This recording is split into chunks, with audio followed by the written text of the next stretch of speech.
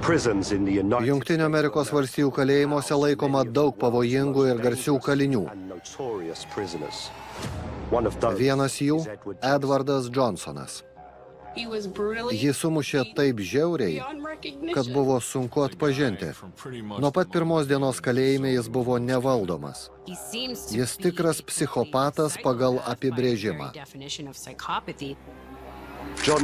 Johnsonas šaltakraujis žudikas, žiauriai nužudęs pažįstamą merginą. Mirtinai subadė ją vonios kambaryje. Jis visiškai nesigailėjo, didžiavosi. Jam buvo nusispjauti. Mes verkėme, o jam buvo juokinga. Net uždarytas už grotų, Johnsonas toliau smurtavo. Johnsonas senas kalėjimo vilkas. Visą suaugusiojo gyvenimą praleido uždarytas. Jo nusikaltimai kartojosi. Griežto režimo kalėjimuose yra pavojingiau, nes kaliniai susitaikė su mintimi visą gyvenimą nugyventi ir mirti už grotų. Johnsonas kalėjime susimušė su kitu kaliniu ir neteko akies. Edwardas Johnsonas kelia pavojų visiems šalia jo dirbantiems pareigūnams ir kitiems nuteistiesiems. Pavojingų kalinių apsuptyje kalėjimo prižiūrėtojai dažnai tampa taikiniais. Minesotoje jis žiauriai nužudė pareigūną, plaktuku daužė galvą. Manau, Edwardas yra šėtonas.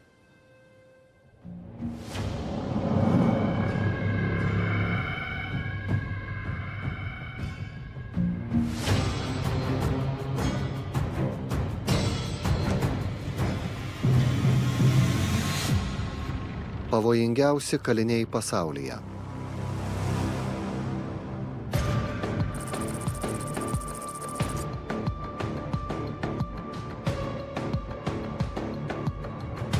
Stillwateris, įkalinimo įstaiga Minesotoje, didžiausias vyrų kalėjimas valstijoje.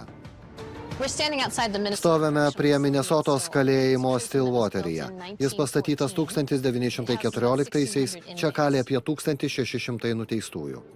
Čia yra vyrų nuteistų iki gyvos galvos už žmogžudystę.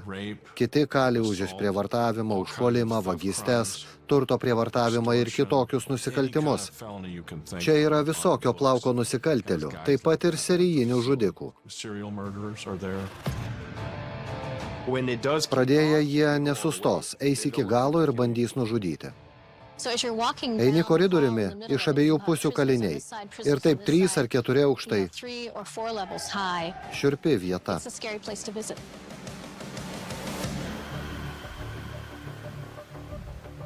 Edwardas Johnsonas pagarsėjo kaip vienas pavojingiausių kalinių.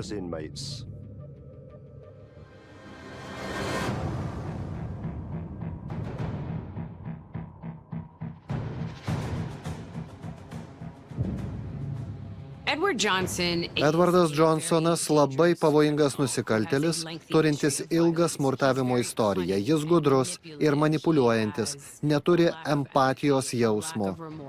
Dėl savo poelgių nesigaili. Šie bruožai liudija apie stiprią psichopatiją. Kalėjime Johnsonas nesiliovė smurtauti, nors dėl to ten ir pateko. Jis buvo iš tų nepavyzdingo elgesio kalinių, kurių šalinasi net kiti nuteistieji. Vadino jį pamišėliu, žmogumi, su kuriuo nenori turėti jokių reikalų, nes jis tarsi dinamitas. Sakyčiau, Johnsonas yra vienas pavojingiausių kalinių Jungtinėse valstijose.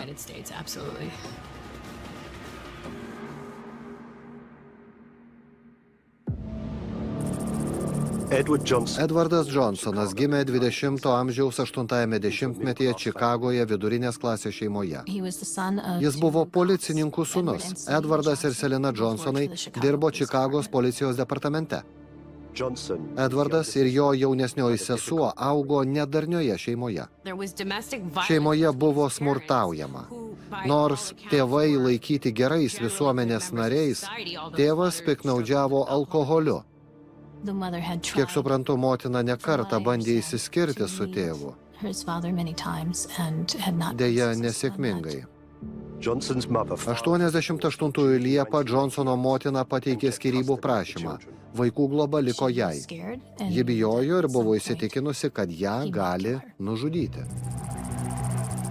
88 rugsėjo 13 Johnsono tėvas įsilaužė į atskirai gyvenusios motinos namus ir ją užpuolė. Vaikai tuo metu buvo namie.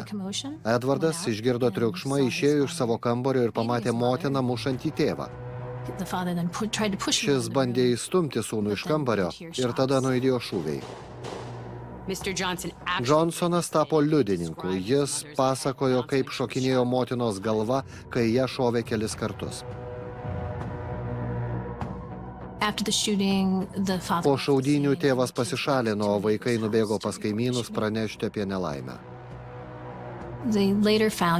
Vėliau motelio kambaryje Edvardas Johnsonas vyresnysis rastas negyvas. Nusišovė į galvą.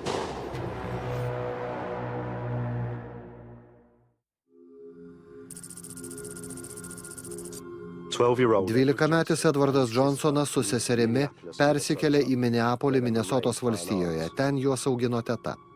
Sunku pasakyti, kas lėmė, kad Johnsonas tapo nusikaltėliu psichopatu, bet vaikystėje matytas vaizdas, kaip tėvas nušauna motiną, tikrai buvo traumuojantis.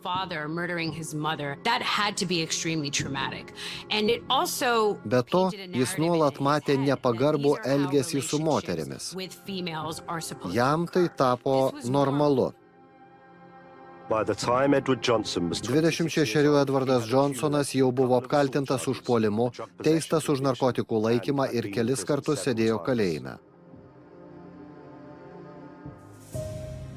2002-aisiais įvyko konfliktas su tuomete drauge, 22 Brooke Thompson. Aš esu Lori Thompson, Brooke Thompson mama. Dukters draugai sakė, kad su Edvardu jis susipažino draugaudama su kitu vaikinu. Šis buvo Edvardo pusbrolis, taigi iš pradžių jį draugavo su Edvardo pusbroliu, o Edvardas buvo tik pažįstamas. Liepą Brooke paprašė Edvardo padėti išsiskirti su vaikinu. Jis smurtavo. Dukrai panorus įsikraustyti, Edvardas pasiūlė apsistoti pas jį, kol jie ras savo kampą. Pasiūlė jai miegoti ant sofos.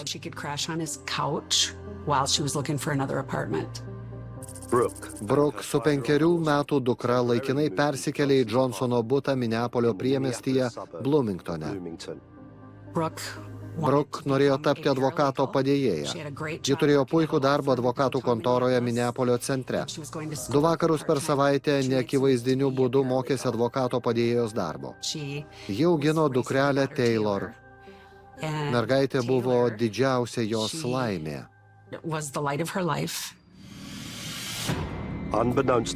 Motina nežinojo, kad Johnsonas susidomėjo Brooke ir ėmė įkyriai ją merginti. Draugams ji pasakojo, kad jis elgdavosi keistai, norėjo ją kontroliuoti, vaidindavo jos vaikiną, nors jie nebuvo pora. Brooke ėmė bijoti Johnsono, nes šis elgėsi vis grėsmingiau. Buvo daug ženklų, kad tas vaikinas keistas, ypač tada, kai ji ruošiasi įsikraustyti. Johnsonas sugalvojo persikelti į Čikagą su Brooke, bet jie atsisakė. Ta jis priėmė liguistai ir pagrasino ją įsivežti. Jis gali padaryti bet ką, kad patenkintų savo poreikius. Pasekmės jam nerūpi. 2002 rugpjūčio 13 Brooke buvo suplanavusi bėgti ir paprašė motinos prižiūrėti dukrą. Bet pirmiausia, norėjo pasimti savo daiktus iš Johnsono buto. Ji paklausė, ar priimčiau pernakvoti Taylor, nes anksti iš ryto jai reikėjo į darbą. Aišku, sutikau, laukiau ilgai, bet į tą vakarą taip ir nepasirodė. Sunerimau, bet pagalvojau, kad ji turbūt anksti nuėjo miegoti. Nežinojau, kas atsitiko. Kitą rytą, kai Brooke draugė paskambino Lori ir paklausė, kur Brooke, abi suprato, kad kažkas negerai. Paskambinau į jos darbą Man pasakė, kad ji neatėjo ir nieko nepranešė. Netrukus jos draugiai paskambino Edvardas ir paaiškino, kad Brooke turėjo išvažiuoti. Jis paprašė draugės paimti Taylor. Brooke draugė susitarė susitikti su Johnsonu prie parduotuvės. Lori irgi atvažiavo kartu su užsislaptinusiais policininkais. Parduotuvėje laukėme, kol jis atvažiuos. Brooke draugė išėjo, stengėsi atrodyti draugišką, trumpai pasikalbėjo. Tada jis išlaipino Taylor iš mašinos ir atvežė į parduotuvę. Policija nedelsdama sulaikė Edvardą Johnsoną ir pradėjo tyrimą. Policija nuvežė mus į Plymuto policijos nuovadą ir paprašė palaukti, kol ieškos Brooke. Laukėme kelias valandas visiškoje nežinioje. Blogiausiai į galvą atėjusi mintis, kad jis ją primušė. Tada atėjo policininkai ir pasakė, kad reikia pasikalbėti akis į akį. Nuvedė mane į atskirą kambarį ir pranešė ją radę. Pradėjau klausinėti, ar jai viskas gerai, kas atsitiko. Tada patikslino, kad jos nebėra. Jis ją nužudė. Ji mirė nuo daugybinių dūrių. Baisiausias kiekvienos motinos košmaras.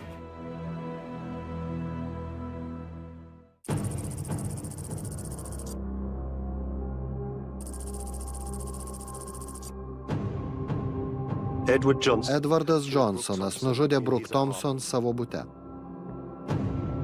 Taylor kitame kambaryje žiūrėjo televizorių. Ji girdėjo, kaip jis daužė mamos galvą į vonios duris, o ši maldavo liautis. Tai siaubinga mirtis. Dar tragiškiau, kad 5-metė Brooke duktė Taylor buvo namie ir girdėjo motinos riksmus. Jis mirtinai subadė ją vonios kambaryje.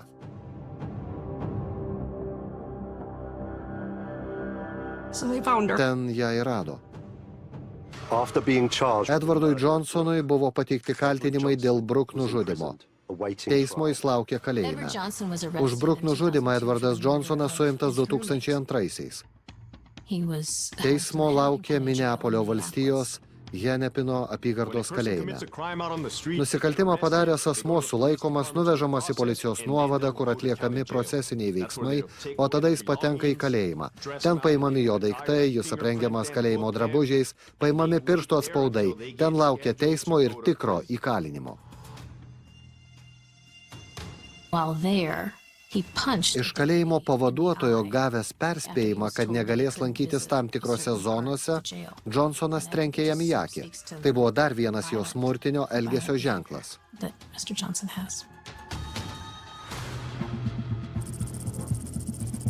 2003 vasario 13-ąją Edvardas Johnsonas stojo prieš teismą dėl antrojo laipsnio žmogžudystės.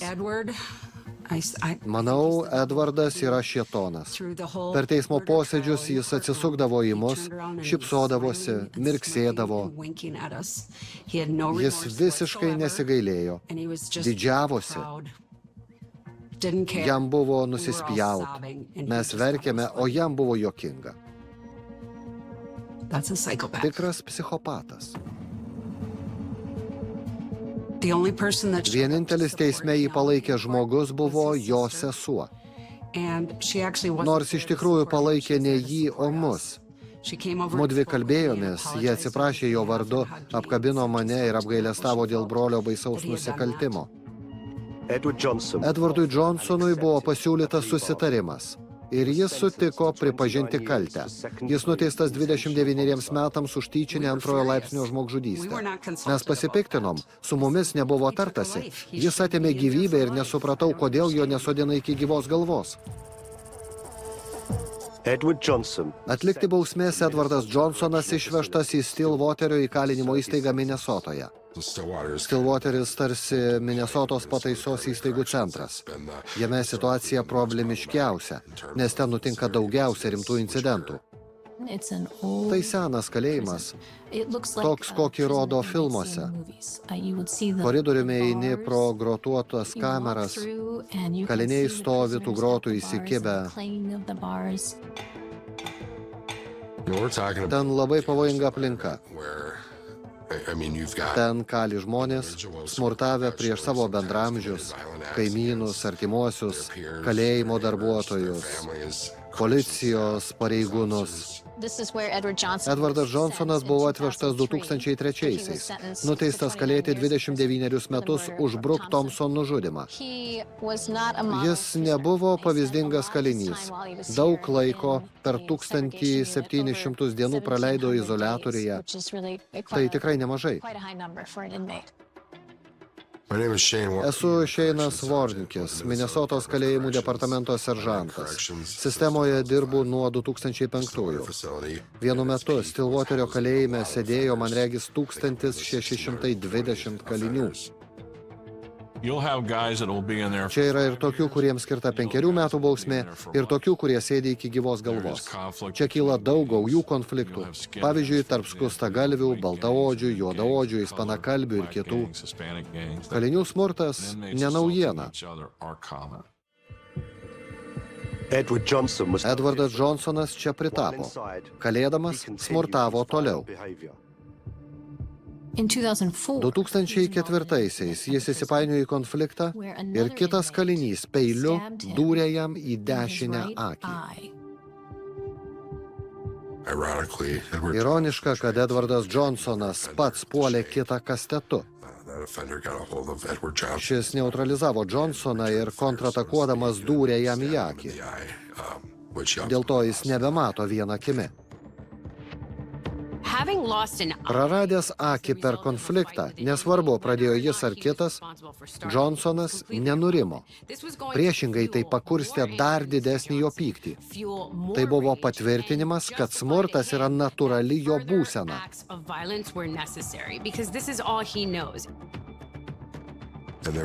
Edvardas Johnsonas gyveno neapykantą. Jis niekino žmonės, kurie, jo manymu, buvo atsakingi už jo sužalojimą.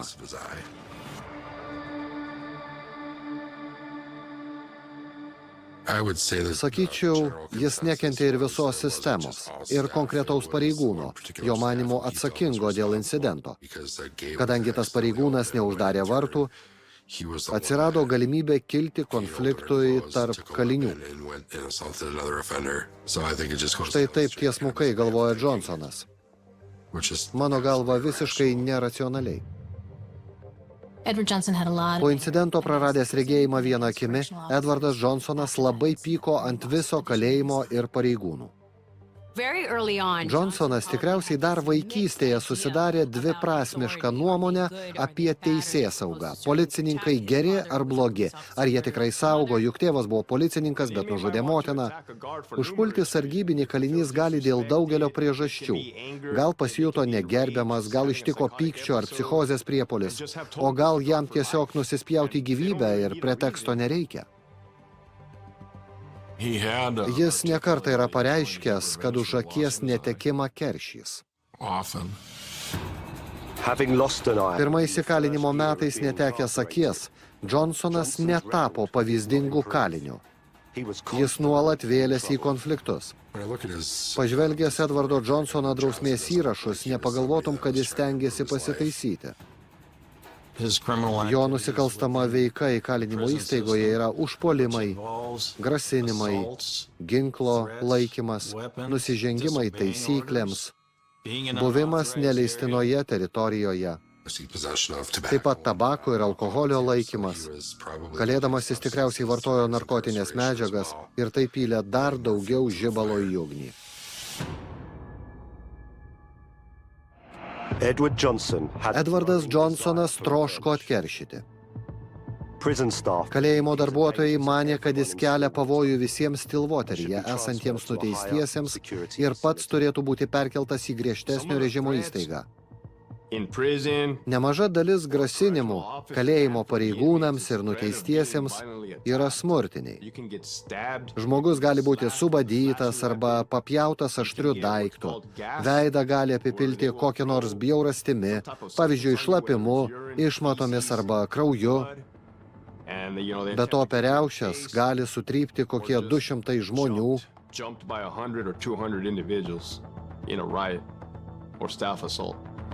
Nusprendus, kad kalinys problemiškas, kelia grėsmę kitiems nuteistiesiems, jis perkeliamas į Oak Park Heightso kalėjimą, kuriame priežiūra griežtesnė. Tačiau Johnsono neperkelė. Tikintis, kad jis pasitaisys, jis buvo įdarbintas gamybos ceche. Stillwaterio kalėjime veikė vadinamoji gamybos programa.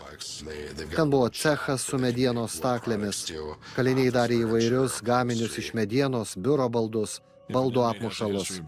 Jei kalinys yra turėjęs drausmės problemų, grasinęs kalėjimo personalui, jis niekada neturėtų dirbti ceche. Ten kaliniams buvo prieinami įvairūs įrankiai. Plaktukai, aštrūs įnagiai, kaip tikroje amatininko dirbtuvėje arba gamybos įmonėje. Įsivaizduokim praeityje žiauriai smurtavusių žmonės su tokiais įrankiais, kuriais nesunku sužaloti ar užmušti. Kodėl šį vyrą įleido į cechą, kuriame tiek šaltųjų ginklų? Tik imk ir naudok. Nelogiška. Visiškai. Johnsonas ieškojo progos atkeršyti ir rado. Jis planavo išpuolį ir net užsiminė apie tai laiškose artimiesiems. Rašė, kad ruošiasi ką nors užpulti, kad netrukus išgirsite per žinias. Johnsonas pasiryžo nužudyti. Užmušė jį plaktuku. Puolė iš nugaros ir mirtinai sudaužė.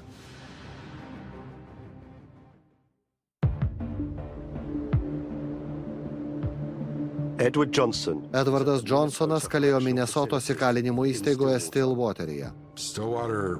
Stillwateris yra niūrus, Viktorijos laikus primenantis pastatas. Daugelis kalėjimą taip ir įsivaizduoja, su atviromis, grotuotomis kameromis. Kaliniai stovi už metalinių grotų, rėkauja, šaukia kitus kalinius, o einant pro šalį daužo grotas. Per keliarius metus buvo daug žiaurių išpuolių prieš darbuotojus. Tokių, kai pareigūnai gydėsi ligoninėje, turėjo išeiti į pensiją anksčiau, nebegrįžo į darbą. Įtampa taip pat kelia dažnos nuteistųjų muštynės. Nekartą kalbėjausi su Minesotos pataisos įstaigų pareigūnų profsąjungų atstovais. Visi pabrėžė vieną dalyką – kalėjimuose nepakanka darbuotojų. Nusikaltėlių ir sargybinių santykis ne mūsų naudai. Kartais būna, kad skyriuje dirba 4 pareigūnai ir turi prižiūrėti 200 nuteistųjų. Paskaičiuokit, kokia tikimybė susitvarkyti, jeigu kaliniai nuspręs kelti sumaištį.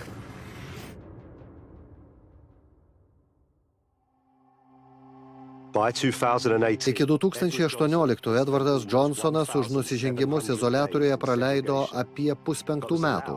Tačiau jam buvo leista dalyvauti gamybos programoje, kad įgytų naujų įgūdžių. Jeigu Johnsonas tiek laiko praleido izoliatoriuje, kitaip tariant kalėjimo kalėjime, vadinasi, jis nesikeitė. Jo elgesys liko toks pat. Jis nenusipelnė dalyvauti programoje skirtoje kaliniams, rodantiems norą keisti gyvenimo būdą, savo pasirinkimus ir tapti naudingais piliečiais. Mano manymu, nėra patikimos procedūros, kuri leistų nustatyti, kas programai tinka labiausiai.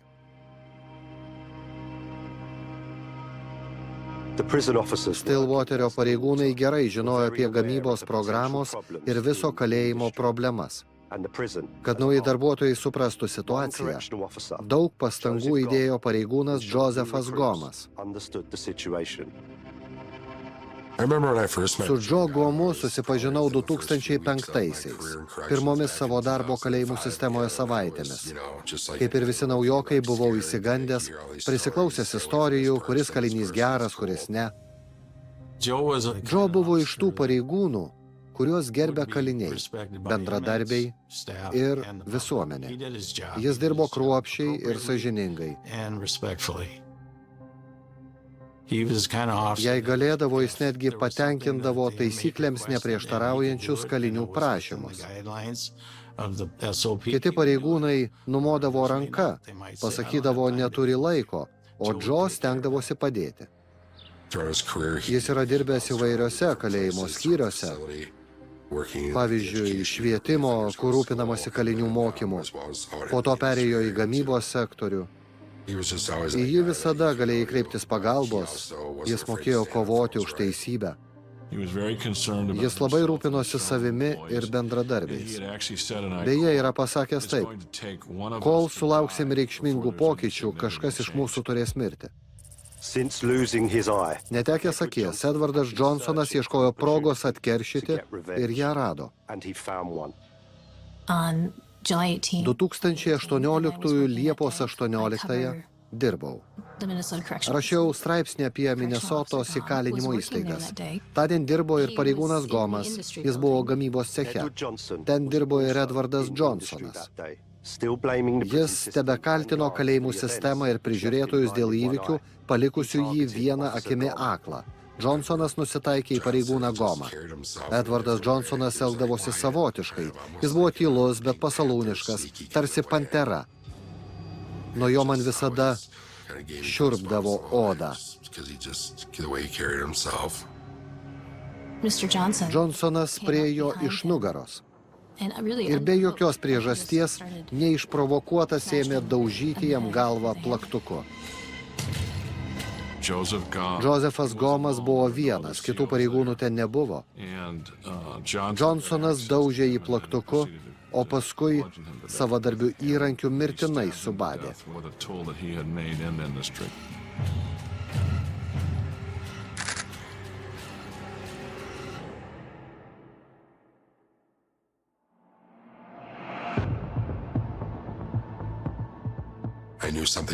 Supratau, kad atsitiko kažkas blogo, bet nežinojau kas. Per pusvalandį mano kabinete rimtais veidais ėmė rinktis kolegos. Buvo neįprasta, nes tokiu dienos metu paprastai kalbėdavomės, juokaudavom, bet tądien jie buvo kitokie. Daugelis žiūrėjo į grindis, supratau, kad kažkas ne taip. Vienas kolega pasikvietė mane ir pasakė, kas nutiko. Kiti kaliniai bandė įsikišti, bet viskas įvyko akimirksniu. Gomas buvo nužudytas labai greitai. Johnsonas pabėgo ir užsibarikadavo. Greičiausiai sureagavusiems pareigūnams teko prasibrauti pro barikadą. Vienas jų vėliau sakė, neatpažinęs Joe. Netrukus sužinojau, kad Johnsonas nužudė Joe. Praėjus kelioms valandoms apie tai jau skelbė žiniasklaida. Johnsoną pažinojau, darbe buvau su juo susidūręs. Supratau, kieno tai darbas. Tai sukrečiantis įvykis. Naujiena pasklido po visą šalį. Pirmą kartą Minesotoje kalinys nužudė kalėjimo pareigūną. Tai negirdėtas dalykas. Buvome prislėgti ir sutrikę. Netrukus Johnsonui buvo pateikti kaltinimai, vėliau jis pripažino savo kaltę dėl Josepho Gomo nužudymo. Priminsiu, kad Joe žuvo dirbdamas vienas. Tai žinojo ir visi bendradarbiai, ir jo žudikas.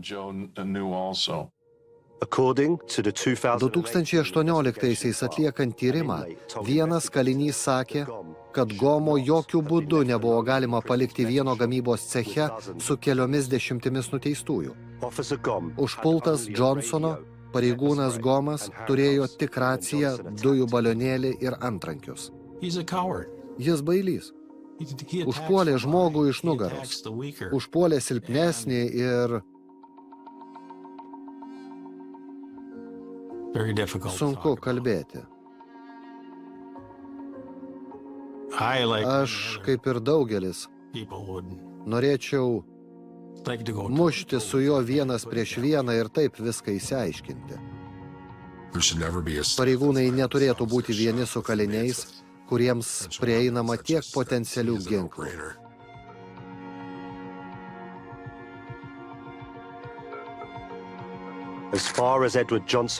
Edvardas Johnsonas įsivaizdavo atkeršijęs.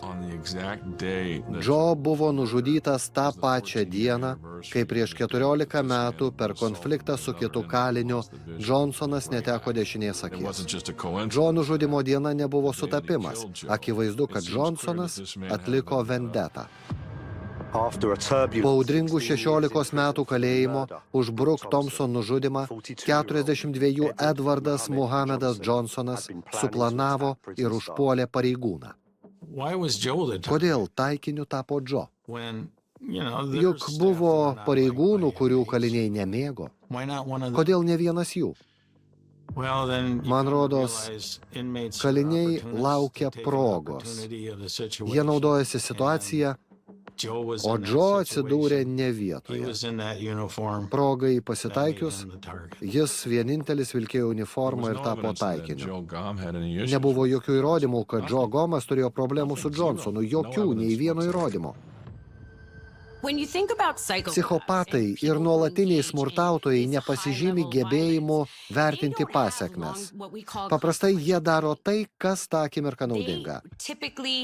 Jei Johnsonas planavo nužudyti pareigūną, buvo piktas, su savo emocijomis jis galėjo susitvarkyti tik žudydamas.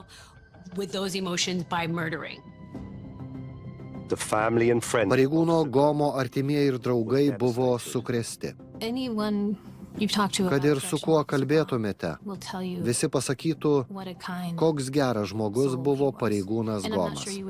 Esu tikra, taip atsilieptų ne apie visus pareigūnus, todėl šis nusikaltimas ypač skaudus. Pykau ir gedėjau. Tebepykstu, nes to nusikaltimo neturėjo būti.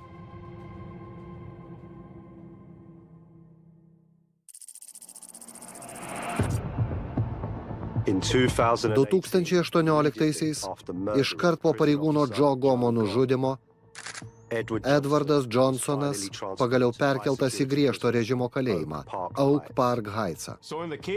Edvardo Johnsono nusikaltimas, kai plaktuku žiauriai užmušė pareigūną, yra retas, nes kaliniai, prieinantis prie tokių įrankių, plaktukų gamybos ceche ar peilių kalėjimo virtuvėje, paprastai yra privilegijuoti, užsitarnavę teisę dirbti tokį darbą ir nenori to prarasti.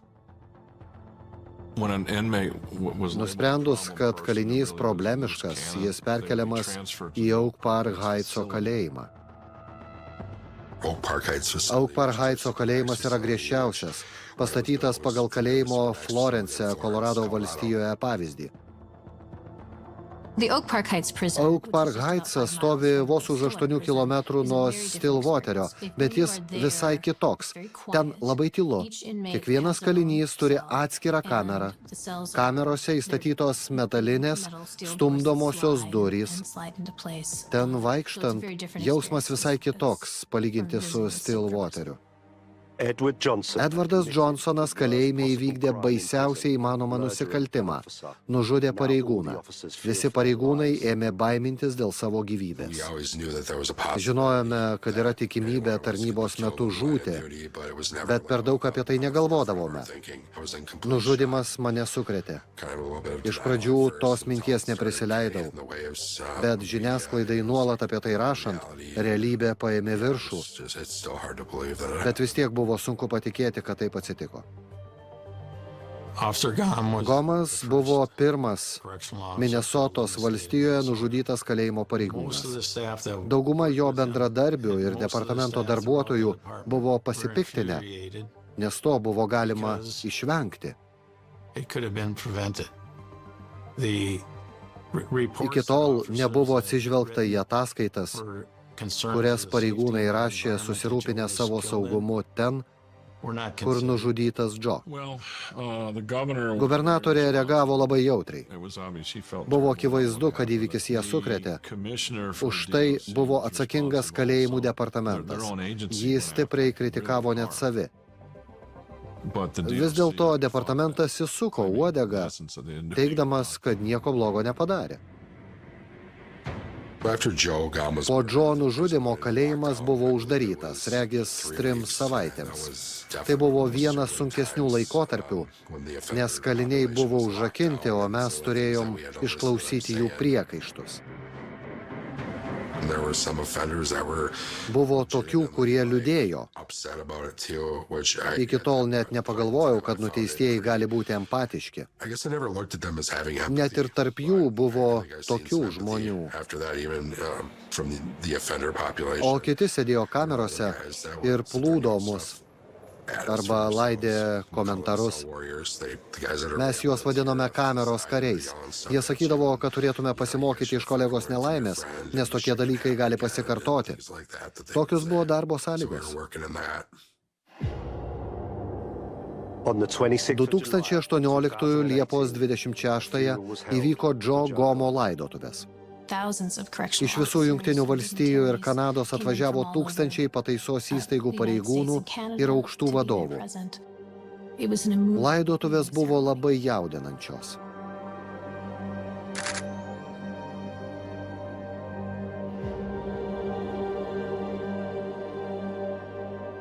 Pirmą kartą mačiau tokias laidotuvės su visomis policijos ceremonijomis.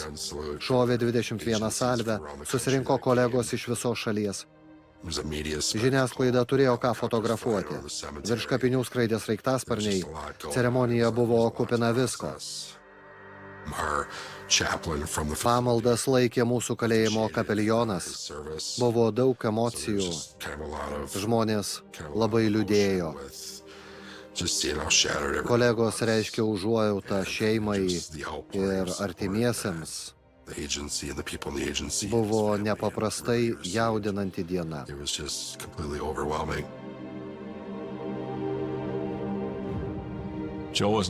Joe nebuvo vedęs, jis turėjo draugę Čikagoje. Valstija surengė labai gražią laidotuvių ceremoniją. Prisimenu jaudinančią akimirką, kai Joe motinai buvo įteikta vėliava. Šeima labai krimtosi, ypač sužinojusi visas aplinkybės, žudiko istoriją ir supratusi, kad mirties buvo galima nesunkiai išvengti.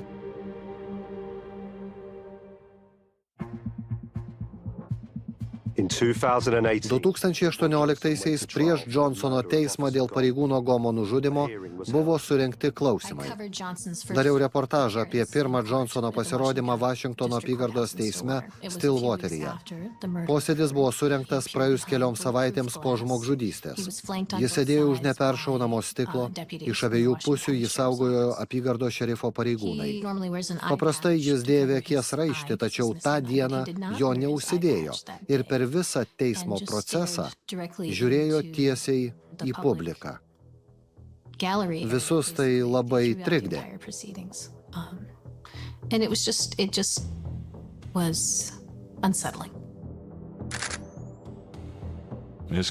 Tas žmogus aukščiausios klasės nusikaltėlis, psichopatas, tikriausiai nekenčiantis moterų, narcizas. Visa puokštė savybių. Edvardas Johnsonas buvo išskirtinės išvaizdos. Pastebėjau tai vos pradėjęs dirbti. Jau vien tai, kad neturėjo akies. Taigi atrodė išskirtinai. Jo povyza ir elgesys taip pat buvo kitokie. Nieko panašaus nebuvau matęs.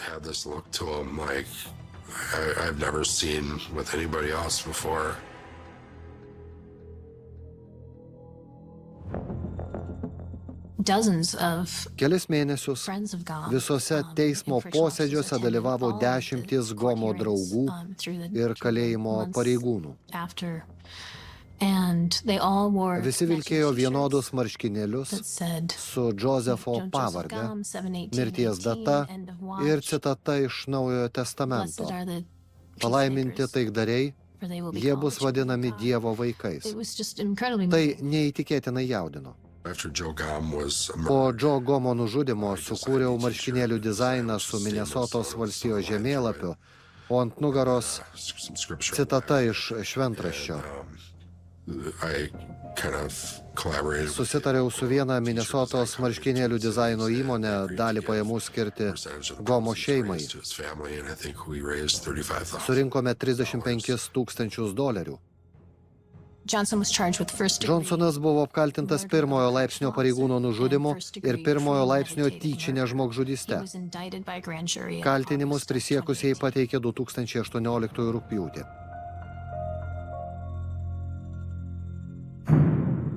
While he awaited trial, Teismo Johnsonas laukė Oak Park Heightso kalėjime.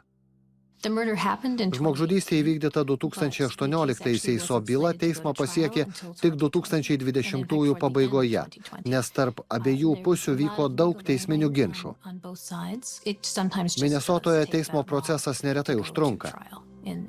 Prieš pat teismo posėdį Johnsonas pripažino savo kaltę. when Johnson killed Kai Johnsonas nužudė Gomą, jam buvo likę 4 metai iki apeliacijos dėl lygtinio paleidimo. Tačiau tapo aišku, kad už grotų jis liks ilgam. Mes nepaprastai liūdėjome dėl to šeimos, plyšo širdis. Jie išgyveno tą patį, ką ir mes. Akivaizdu, kad į gerąją pusę jis nepasikeitė. Man palengvėjo sužinojus, kad jis niekada neišeis į laisvę. Jam sėdint už grotų pasaulis saugesnis. Laisvė įskeltų didelę grėsmę visuomeniai. Nebejoju, vėl ką nors nužudytų. Esu to įsitikinęs. Tikriausiai moterį. Niekada jam neatleisiu. Edvardui neatleisiu niekada. Ji buvo energinga, graži, nuostabi, geraširdė moteris. Jis atėmė ją iš mūsų ir iš jos dukters.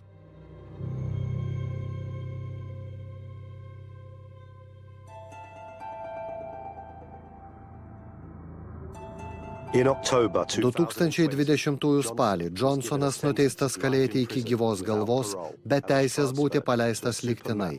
federal prison. Jį perkelė į Kolorade esantį itin griežto režimo federalinį kalėjimą, vadinamą Kalnų Alkatrasu. Gomo seserys dalyvavo visose teismo posėdžiuose, nepraleido nė vieno. Joms tekdavo imti laisvadienius, tarti su darbdaviais, bet nepraleido nė vieno. Teismo posėdžiai buvo skausmingi, kol pagaliau įvykdytas teisingumas. Šeimai tas laikotarpis buvo nepaprastai sunkus. Atrodo, tarsi John nustumtas į šalį. Visiems liūdna dėl žmogžudystės, bet niekas nenori prisimti atsakomybės, o mes tebekovojame už teisingumą. Jį sumušė taip žiauriai, kad buvo sunku atpažinti. Reikia pripažinti, kad ne visi padarė savo darbą. Ir tai kainavo Joe gyvybę.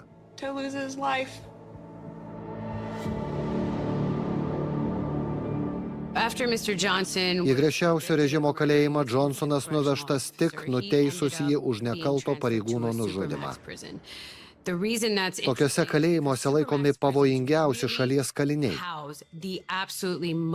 Tai rodo, kad Johnsonas nebandė keisti savo nusikalstamo elgesio. Priešingai, jis įrodė, kad smurtaus toliau, galbūt net po to, kai bus nuteistas už pareigūno nužudymą. Todėl teko jį apgyvendinti griežto režimo kalėjime. Kitos išeities nebuvo. Tiesiog nebuvo. Girdėjau tik, kad jis Florence. Kai jį nuteisė ir išvežė, nebesidomėjau. Florence'as yra visų Amerikos griežto režimo kalėjimų viršūnė.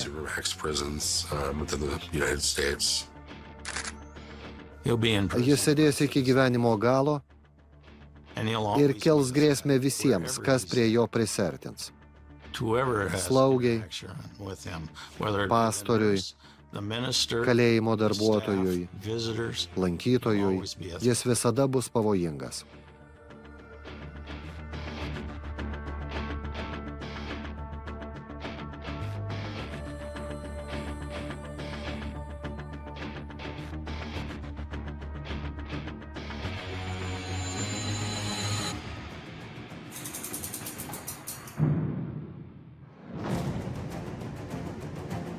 Režisierė Leticija Meruvija. Tekstą vertė Vaidas Bučys. Redagavo Donata Katinaitė. Skaitė Andrius Kavaliauskas. Garso režisierius Ramūnas Abromaitis. Įgarsinta LRT.